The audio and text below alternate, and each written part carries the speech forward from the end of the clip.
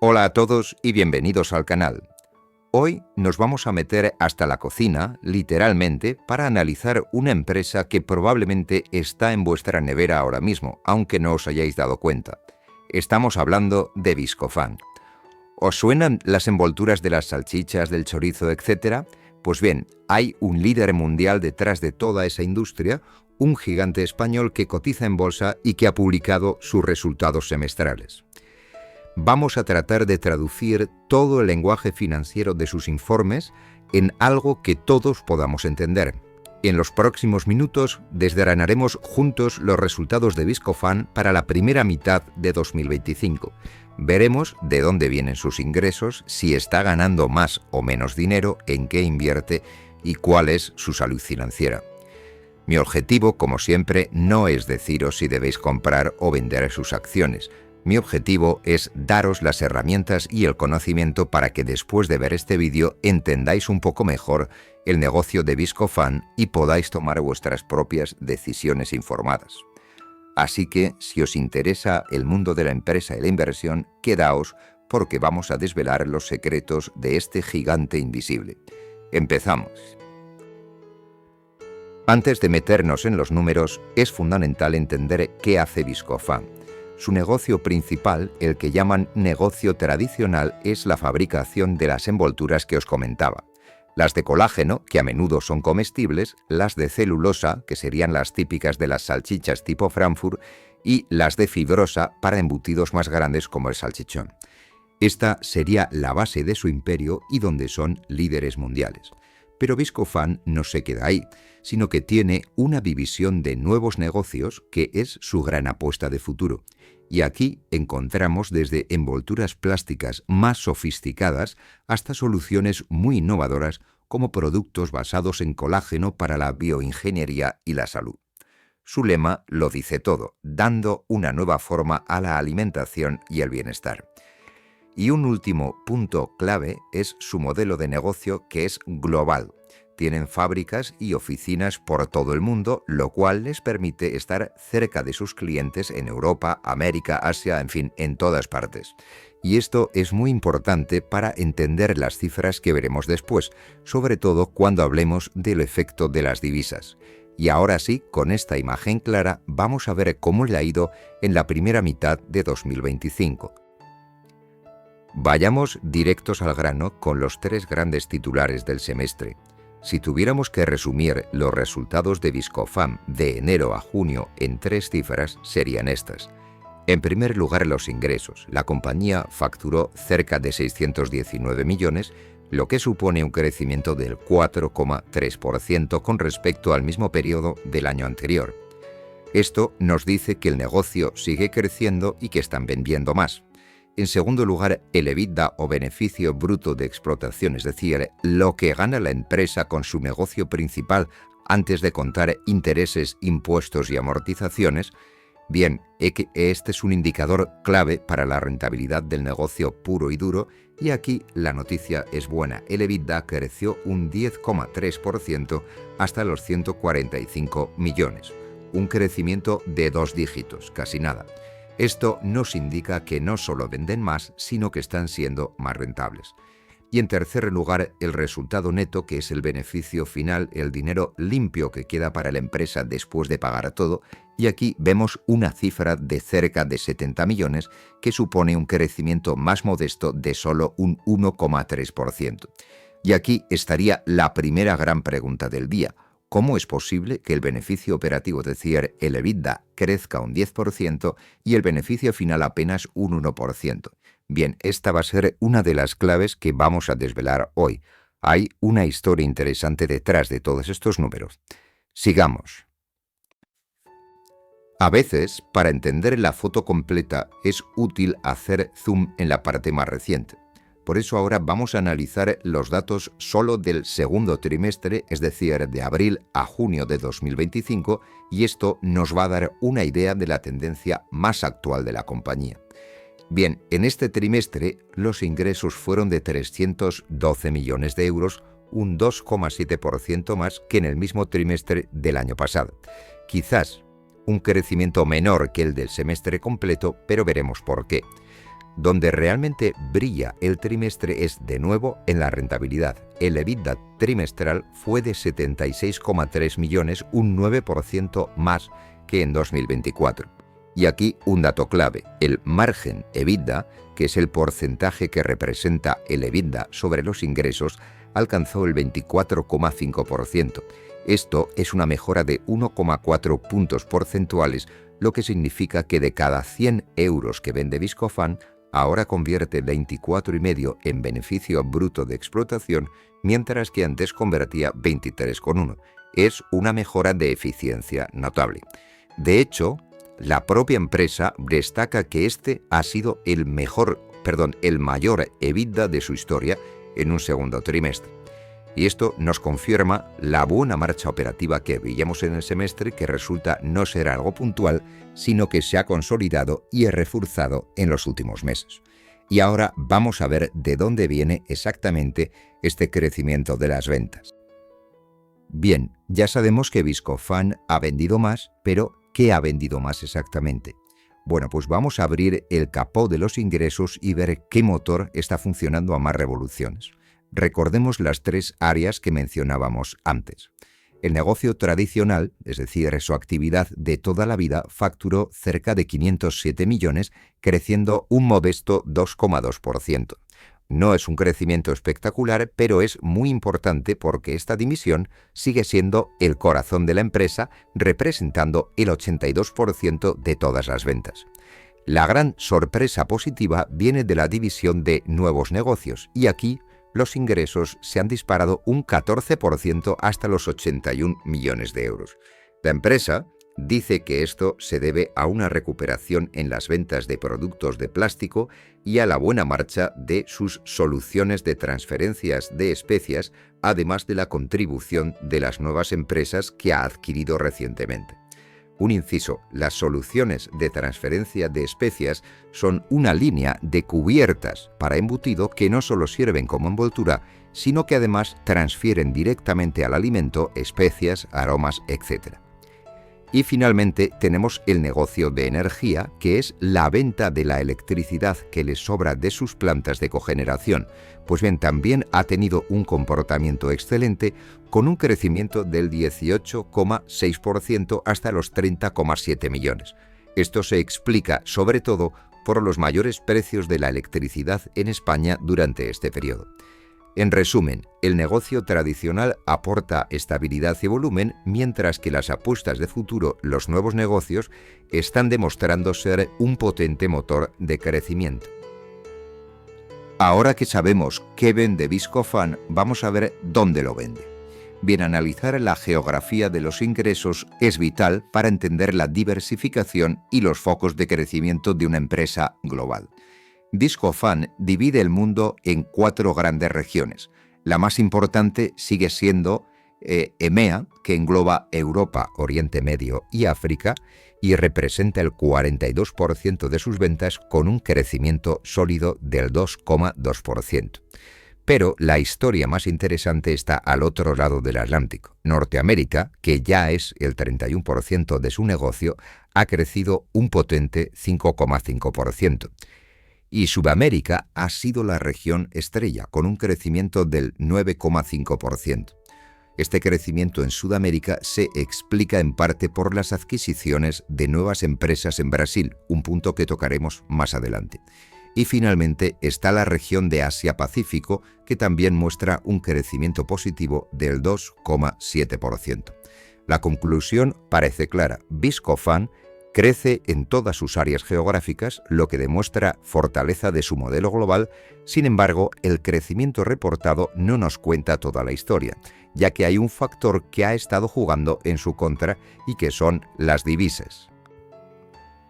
Este es un punto crucial y quiero que lo entendamos bien porque afecta a cualquier empresa que venda en el extranjero. Los números que hemos visto hasta ahora son los reportados, es decir, los que aparecen en la cuenta de resultados final. Pero ¿qué pasa cuando una empresa como Viscofan vende en Estados Unidos en dólares y luego tiene que convertir esos dólares a euros para presentar a sus cuentas? Bien, si el dólar se debilita frente al euro, como realmente ha ocurrido, cada dólar de venta se convierte en menos euros. y el resultado es que aunque vendas lo mismo o incluso más en dólares, en euros parece que has vendido menos. Y esto es lo que se conoce como el efecto divisa o impacto Forex. Pues bien, Viscofan nos da los datos para aislar este efecto. En el primer semestre el crecimiento reportado fue del 4,3%. Sin embargo, la compañía nos dice que por el efecto de las divisas, sobre todo la debilidad del dólar, le restó 1,4 puntos porcentuales a su crecimiento. Y por otro lado, las nuevas empresas adquiridas sumaron 1,2 puntos al crecimiento de los ingresos. De tal forma que si eliminamos estos dos efectos, nos queda lo que se llama el crecimiento comparable, que sería el crecimiento del negocio puro, como si las divisas no hubieran cambiado y no hubiera habido adquisiciones. Y bien, esta cifra es del 4,5%. Es decir, el negocio orgánico de Viscofan creció más de lo que la cifra principal de ingresos sugiere. Esto es un dato positivo que nos habla de la salud real de las operaciones de Viscofan. Volvamos ahora sobre la rentabilidad, porque es aquí donde está la verdadera historia de éxito de este semestre para Viscofan. Como ya dijimos, el EBITDA creció un impresionante 10,3% hasta los 145 millones. Por su parte, el margen EBITDA ha subido del 22,2 al 23,5%.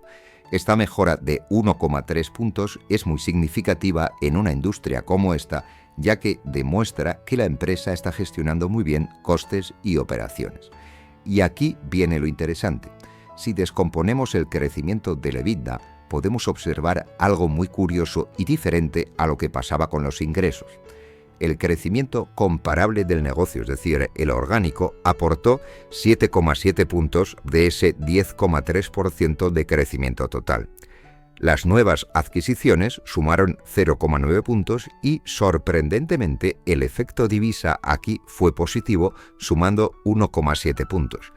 Y os preguntaréis, ¿cómo puede ser que la divisa reste en ventas y sume en EBITDA? La propia empresa lo explica así, y dice que se debe a las denominadas divisas de producción. Es decir, esto significa que aunque vendan en dólares, que se han debilitado, muchos de sus costes de producción están en otras monedas que se han debilitado todavía más frente al euro, como el real brasileño o el peso mexicano. De tal forma que al convertir esos costes a euros, el gasto es menor, lo que mejora el margen y el EBITDA. Es un juego de equilibrios monetarios complejo, pero que en este semestre les ha beneficiado en la rentabilidad. Bien, hemos visto que los márgenes han mejorado notablemente, pero ¿cuáles han sido las palancas que ha movido Viscofan para lograrlo? No se trata de magia, sino que se trata de gestión. El primer factor es lo que en finanzas llamamos apalancamiento operativo. Suena complicado, pero la idea es muy simple. Si consigues vender más sin que tus costes fijos aumenten en la misma proporción, cada venta adicional te deja un margen mucho mayor. Y esto es lo que ha pasado. Han crecido los volúmenes y han mantenido los costes a raya. En segundo lugar están las eficiencias productivas. La compañía ha invertido mucho en los últimos años para modernizar sus fábricas, especialmente en Estados Unidos, y todas esas inversiones ahora están dando sus frutos, permitiéndoles producir más y mejor con menos recursos. Y en tercer lugar estarían los ahorros de energía. El precio del gas natural en España, donde tienen una planta muy importante, ha sido más bajo que el año pasado, y esto se ha notado directamente en la cuenta de resultados. Y en cuarto lugar estaría la contención de gastos. Si miramos las cifras, vemos que los gastos por consumo de materias primas cayeron un 2,1% en el semestre, mientras que los ingresos subían un 4,3%.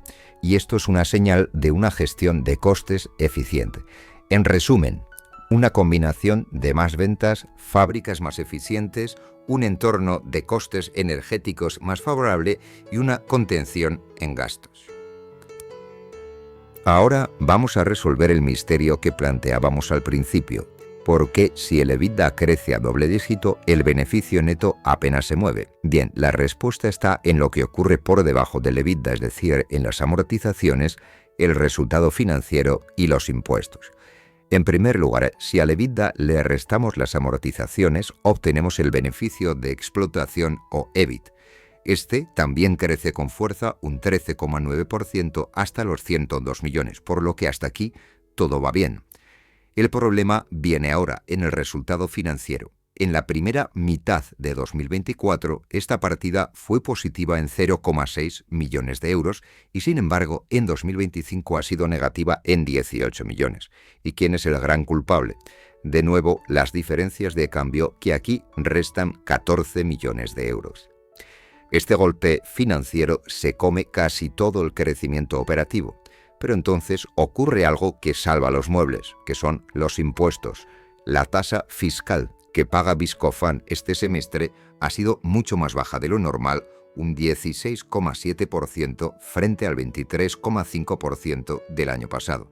Y la razón es que, como el negocio de Estados Unidos está mejorando tanto, han podido activar unas pérdidas fiscales que tenían guardadas de años anteriores, lo que les ha supuesto un ahorro en impuestos de 5 millones. El resultado final de toda esta montaña rusa es un beneficio neto de 69,8 millones con ese ligero crecimiento del 1,3%. Una historia mucho más compleja de lo que parecía al principio.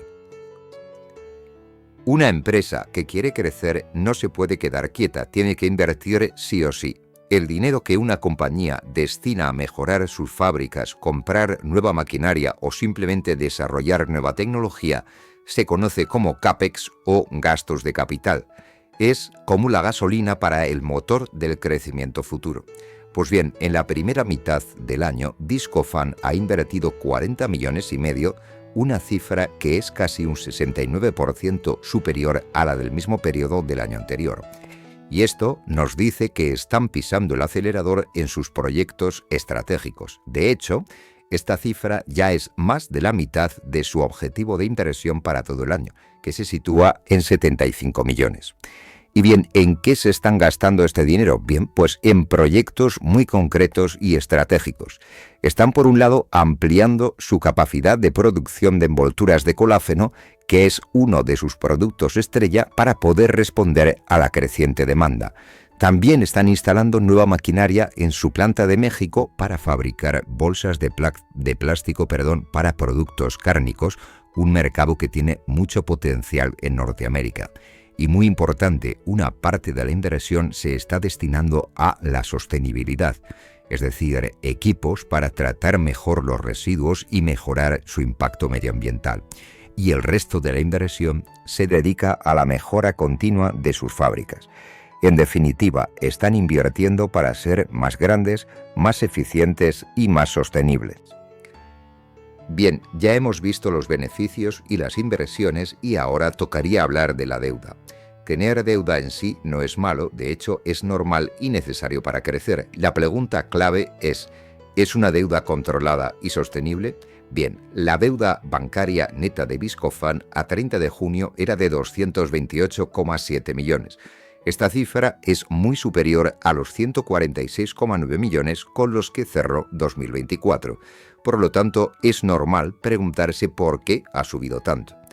Bueno, la propia empresa nos va a dar las claves. En primer lugar, la remuneración a los accionistas. Han pagado casi 29 millones en dividendos en efectivo y además han gastado 49 millones más en recomprar acciones propias para evitar que el resto de accionistas pierdan peso en la compañía. En segundo lugar están las adquisiciones. Han pagado unos 9 millones por las empresas que compraron en Brasil. Y en tercer lugar está el aumento del capital circulante, que es el dinero que se necesita para el día a día. Al crecer el negocio se necesita más financiación para esto. Pero ¿es mucha deuda o no? Bueno, para poner esto en contexto, se utiliza, o podemos utilizar, mejor dicho, el ratio de apalancamiento que compara la deuda con el patrimonio.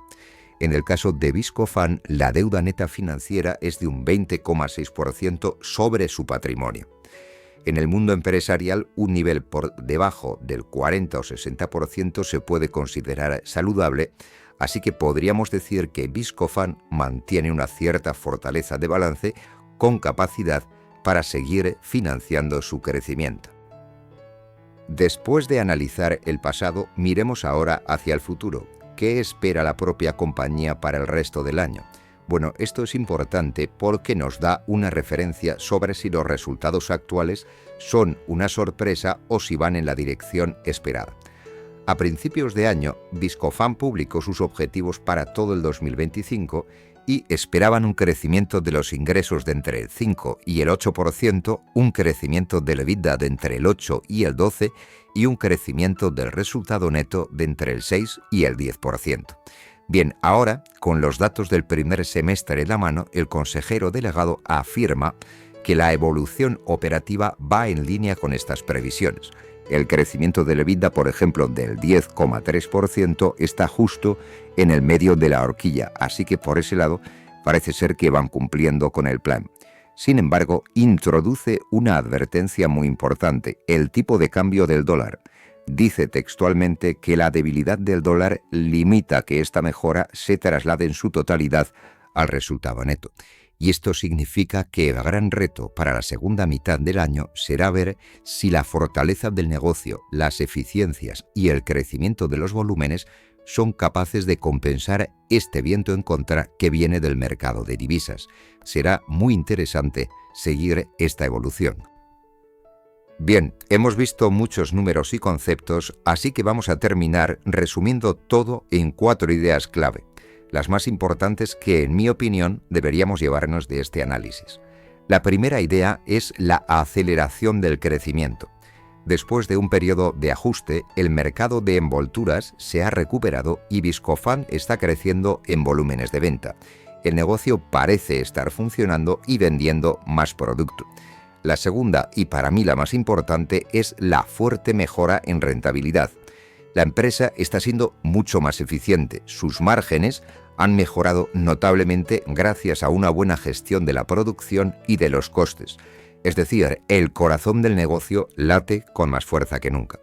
La tercera idea sería el gran protagonista negativo de este semestre, el lastre del dólar. La debilidad de la moneda estadounidense frente al euro ha maquillado a la baja los buenos datos de crecimiento y se ha comido una parte muy importante del beneficio.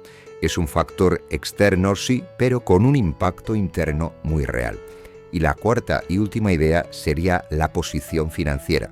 A pesar de que la deuda ha subido para pagar dividendos, recomprar acciones e invertir, la compañía parece mantener una estructura de balance saludable a día de hoy que le permite afrontar el futuro con garantías y seguir con sus planes de crecimiento.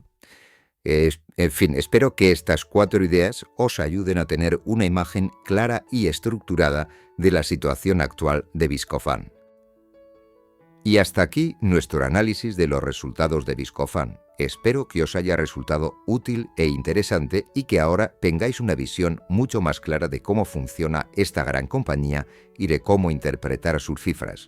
Como veis, detrás de unos documentos que parecen complejos siempre hay una historia empresarial que se puede entender.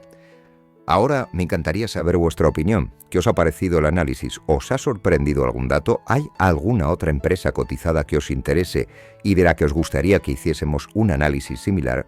Por favor, dejadme todas vuestras ideas y preguntas en la sección de comentarios, que me encantará leerlas y responderlas.